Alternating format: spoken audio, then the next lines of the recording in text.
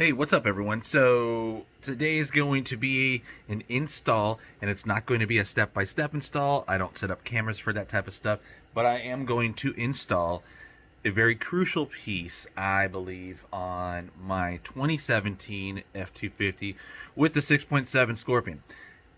Now, when you're boosting, when you're towing, and this is the really reason for to upgrade this is because when you tow heavy, something could potentially break, or bust, blow, put you in a limp mode. You lose all your power. And so let's take you over to what I'm talking about. And yes, I do have that running because it is a brisk morning, 42 degrees I think right now. Pretty cold for SoCal. Yes, I'm not used to it. So all you people up in the East Coast, whatever, yeah, you can shut your face because I don't care. It's cold to me. So this is what I'm talking about. And this is your cold side intercooler pipe or hose, whatever you want to call it.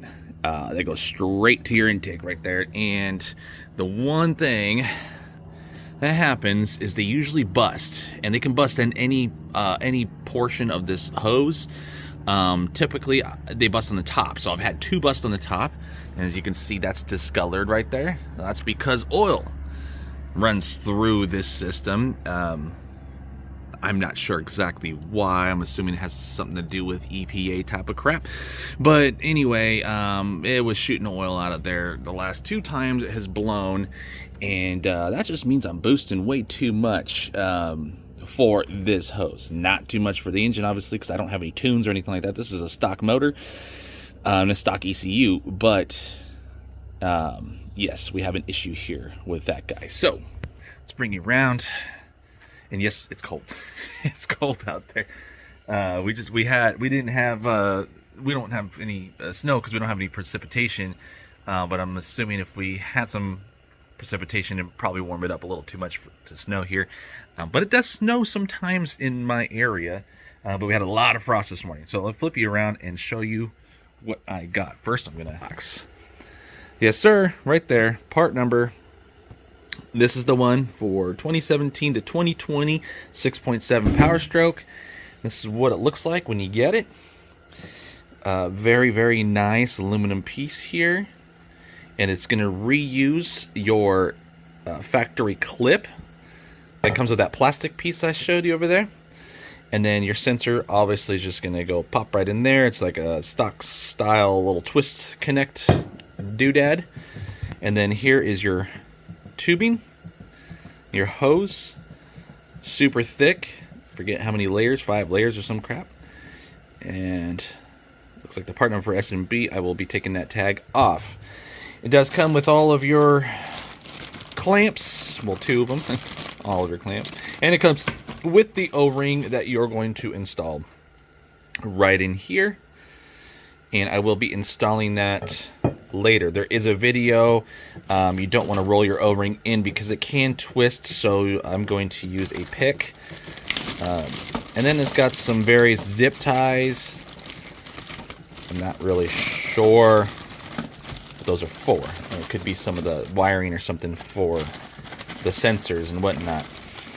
I will go back over the video. I haven't watched the video on how to install this from S&B in a while, but I think they say to use some type of lubrication on this, and I'm not sure what this material is. It looks like some type of synthetic, so if it is, I'll be using some type of silicone and not a grease, because that might break it down, you know, if it is a synthetic material. So I'll use a silicone. And I do have tons of silicone, because anybody that's into RC cars and whatnot, I mean, typically I'd use my super lube. Yes, don't mind my mess over here. That's going to be cleaned up. But I have tons and tons of silicone over here. Yeah, so you just pick your poison when it comes to that stuff. All different centistokes or viscosities of silicone. So I will be installing this here shortly, and I might do some interim videos as I'm going along. It just depends on how froggy I'm feeling. Typically when I'm in the zone, I don't like picking up cameras or setting up cameras and messing with all that stuff. I just like concentrating on one thing. And then, yeah, we'll go from there. So let me get to install, and hopefully I'll give you guys a middle video in between as I'm going. If not, then you'll see the final product here in just a minute. So hang tight. All right, so this is like super simple, and I'm just going to do a quick little video in the middle here. So I'll flip you around. This is where I'm at. So you're going to start with obviously taking your clamps off of your original hose, loosen them up, right? And just remove it. It's gonna probably be, it might be stuck on here just slightly. Mine was. It was just like really just stuck onto that. And then you have a kind of like a lip down in there. And you could see that little lip, so that little lip kind of catches a little bit, but otherwise it just slips right off. You're going to need like a double long extension to get down in there, and unless you have a super long one.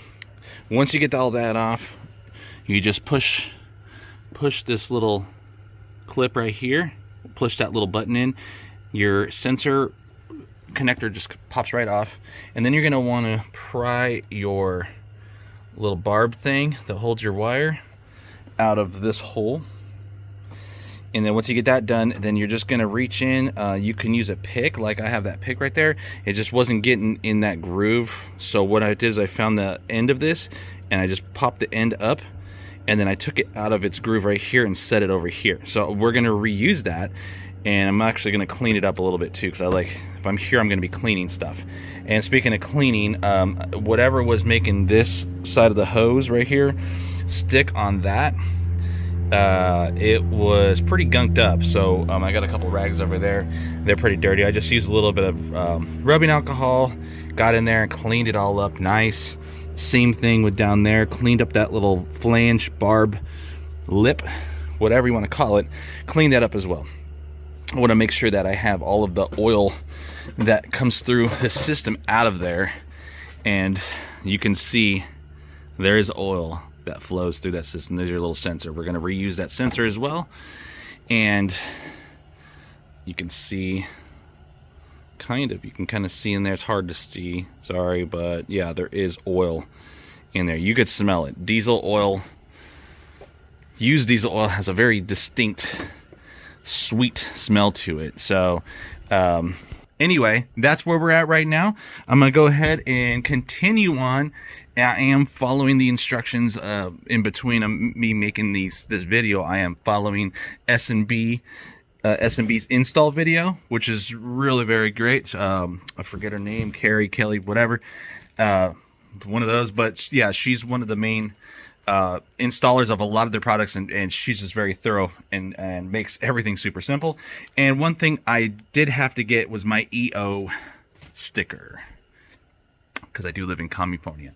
So let me continue on, and then maybe I'll do another quick little clip of once I start getting everything before I cinch it up. All right, hold on. All right, guys, I'm at the sensor install. So what I did is I removed it, just followed the directions right on SMB. There is a little tab that you have to pull up on. So this little tab right there, let me set the pipe down, but this little tab right here on the stock plastic guy is the same little ramp, or not sure, whatever you want to call it, and that's to prevent this sensor from obviously backing out, because the only thing that's really locking it in is that little ramp. And mine was a little dirty. I'm not sure if you're supposed to clean these, so I didn't. I left it alone, but I did wipe off the O-ring that was on there. I did not apply any type of grease or anything like that, because the O-ring looked in pretty decent shape, and it had a little bit of oil on it from that system. So I went ahead and left it as is, and just give it a quick little wipe with the rag on the O-ring, because I had some dirt and dust on it from the desert, and then I just twisted it in. Just real simple, easy. Drop it in. You'll see, kind of like Tetris, you'll see the grooves, boom, and then you just twist it, and then we're on to the next step. All right, so went back, and her name is Katie. Sorry, Katie, if you for some reason stumble across this video. Didn't mean to call you Kelly or Karen or whatever I was saying. Katie, went back to her video, and I talked about silicone at the beginning of this on the O-ring, but it doesn't make sense what Katie said, because, well, and I'll just let you know what she said. So this is what I'm using. Fresh engine oil, a diesel engine oil. And the reason why I say it makes sense is because, well, the stock tube has engine oil going through it already, and we're going to go ahead and use that with the O-ring they supplied. I'm assuming it's the same compound, but regardless of all that, you're still going to get some engine oil going through the system. So Katie suggested putting fresh diesel engine oil on that O-ring and kind of giving it a little stretch, so that way it won't get bound up when you go to slip it on that. And also she said to lube that up as well, and you can see it's nice and shiny. So getting there. I'm just taking my time, guys. I like doing stuff and just kind of like examining things and see what's going on, and how things work, and I like just looking at stuff apart. I don't know, it's just always interested me. But anyway, we're getting there. It's already like 10 degrees warmer. It's like 52 degrees. I'm about ready to take my jacket off because it's starting to actually get kind of hot, relatively speaking. So stay with me. We're going to continue on. All right, guys, so Katie makes it look so easy.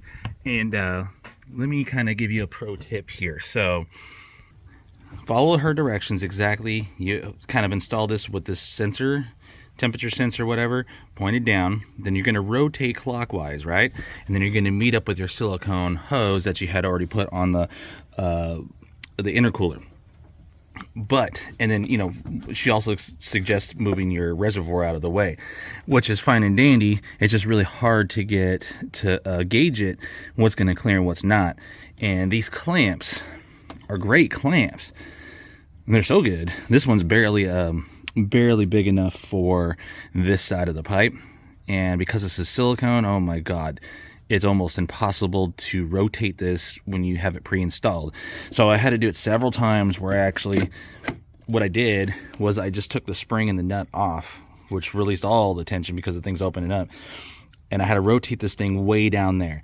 You can try to get it up here. The problem is you don't want that end of that screw coming close to your radiator hose and stuff like that, and your power steering reservoir actually gets in the way if you have it try to point it up. So get it down there, but you don't want it so far down that you can't get a tool in there to ratchet it down or whatever. So a little pro tip, I would just remove the spring and the nut if you're having the same issue I was having, trying to rotate that clamp into position, and play with this reservoir. You can go on either side of where it mounts. You just take this one screw out. It's a 10 mil, and yeah.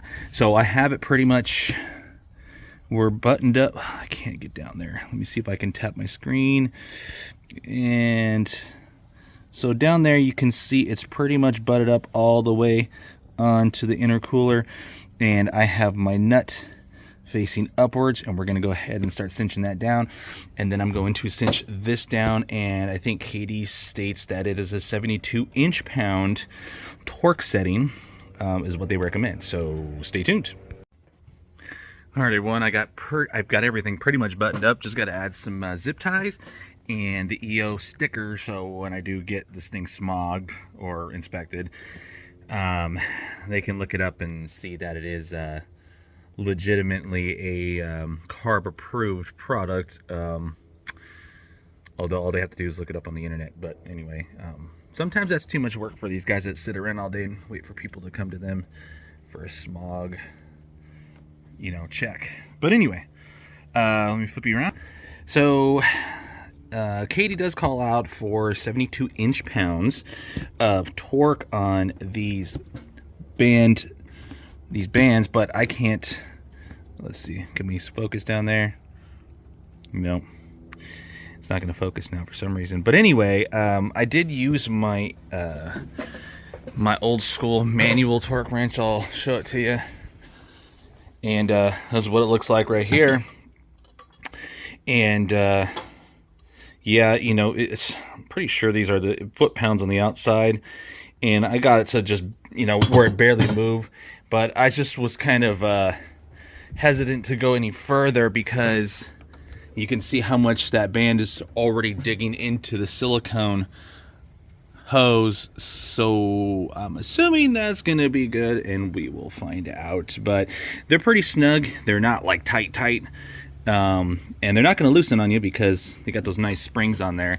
But just to kind of give you an idea of how tight the clearances are, so put my screw back in the reservoir, and you can see how close everything comes.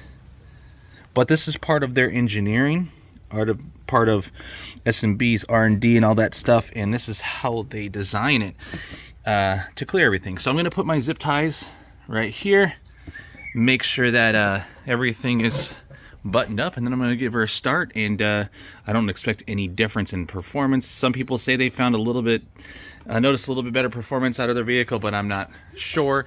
But this is more so for the peace of mind that I know I'm going to be climbing grades at full boost for a long period of time. We're talking miles, sometimes upward 10 miles of just 6% grade, and you are on the wood. So there you go, guys. Pretty simple. I didn't do step by step. Like I said, I don't really do videos like that anymore too much. I did a lot with my RC cars and stuff like that, but I don't do it with the truck stuff, the car stuff.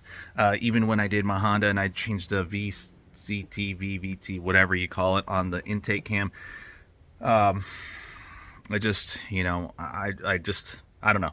Don't really have the time to do that, and patience really, but it's fairly straightforward, guys. Again, put oil on your stuff. So O-ring, Katie recommends fresh diesel oil. I had this already opened up. You can see from my 5-gallon jug of Hot Shot Secret. This stuff is pretty expensive, but not much more expensive than Rotella T6 these days, because Rotella T6 is going up in price. I would say this is probably roughly maybe about $7-8 more a gallon, which is really not that much if you think about what you're getting with this. So anyway, guys, kit is very simple. Install is pretty simple. Just go ahead and do it, and don't be afraid, and then hopefully we're good to go. And I will be keeping my when we go on those long trips, I will be keeping this on standby. Nothing against S&B, but you never know. Sometimes with aftermarket products, they do weird things sometimes. I've been doing aftermarket stuff for a long time, and that's why nowadays I tend to keep to OEM when it comes to a lot of crap, only because, but I'm not bashing S&B. It's just what it makes me feel better in my mind that I have a backup just in case. So, and reality, I should have had a backup for the Stalker too. So, yeah, that goes to show you, it doesn't really matter. But anyway, thanks for watching, guys. And if you have any questions about this install or anything like that, just hit me up in the comments. All right, thanks for watching. Later.